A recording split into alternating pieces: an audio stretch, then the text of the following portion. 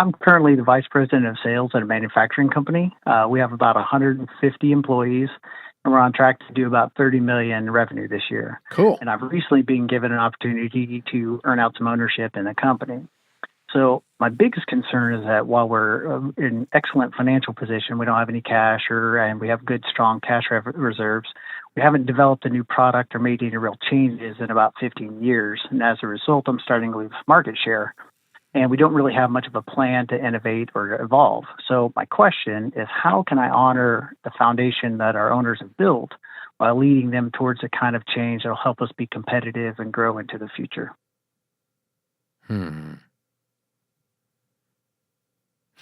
Sounds like these guys are kind of resting. Yeah, that's... How old are they? It's, one is 70 and one is early 60s. Yeah, okay. That makes a little more sense. Okay. Yeah. And you're in your 50s? 45, yeah. Yeah, okay. All right. Well, no guarantees, because it has to do with their state of mind. And if they're not open to it, they're just not open to it. We can't do anything about it. But by the way, you're rearranging the chairs on the Titanic. You know that. Right. Yeah. So if you don't fix this, your ownership share thingy ain't worth nothing, because this thing's going down. Because we live in the time in human history where we live in the most rapid rate of change ever known to man. Things change faster in every part of our lives, from medicine to technology to transportation to anything. The rate of change is faster at this moment than any other time. And so if you're not at the front edge of the change or right around the front edge of the change, you're about to get run over by a stampede of people that are. Sure. And that's true in any business. So there's disruption. Count on it. And disruption is, there's three possible positions.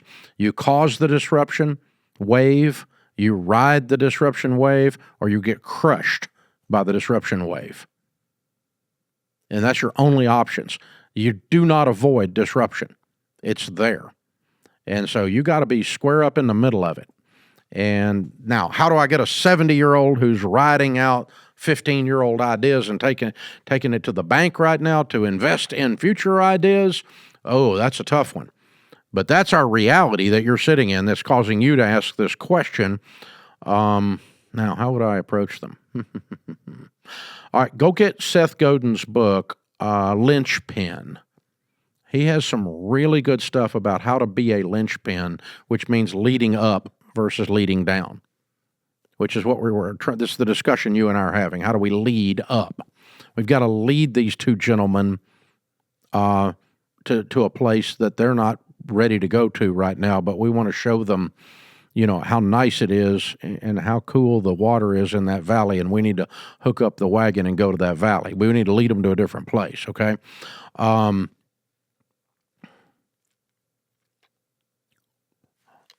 Have you got any written feedback from your customers that you lost? We do, as we're bidding projects. And we, there's customers that I talk to who haven't bought from us in a while, and they say, yeah, I'm using so-and-so now, price, performance is better. So that's kind of where we're getting. And we have these conversations, and we've talked about, hey, look, here's kind of what's going on. And they both are like, oh yeah, I see what you're doing. And, I've brought different opportunities, different, project designers, or even design stuff myself. And it just more gets kind of set to the side. Yeah, you're right. We need to do that.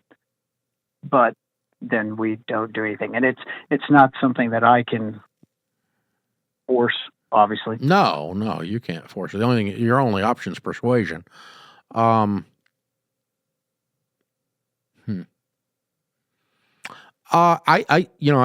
depends on how imminent you think that this is going to affect you personally. In other words, if you think this thing's going to fold up like a Walmart tent in the next 5 years if these jokers don't get their crap together, then you might as well light a fire.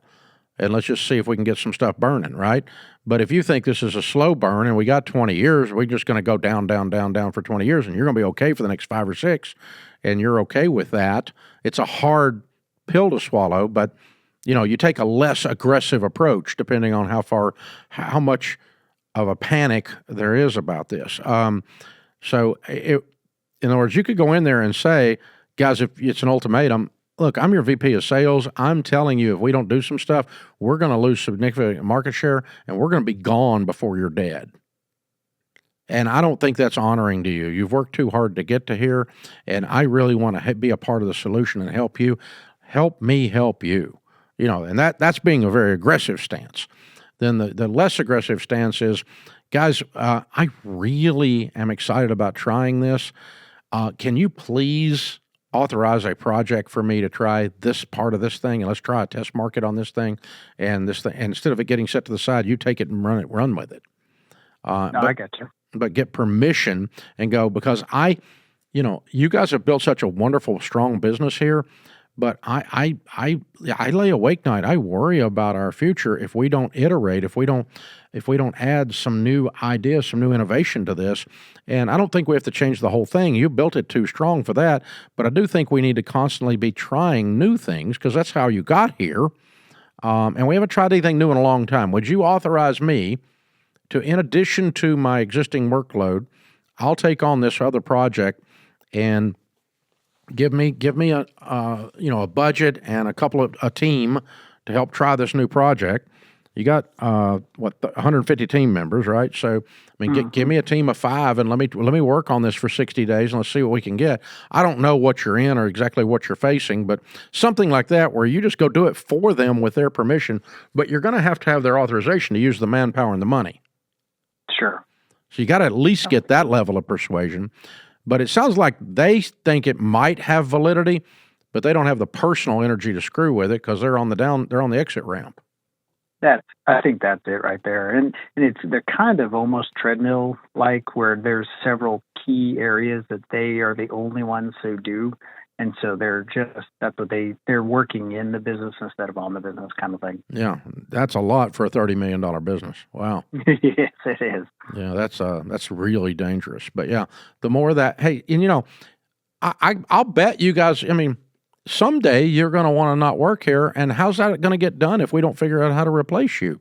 So let me work on that. I'm not trying to run you out the door, but let me work on getting some of that off your shoulders so you can relax a little bit. Maybe you can take a vacation with your wife. Hello.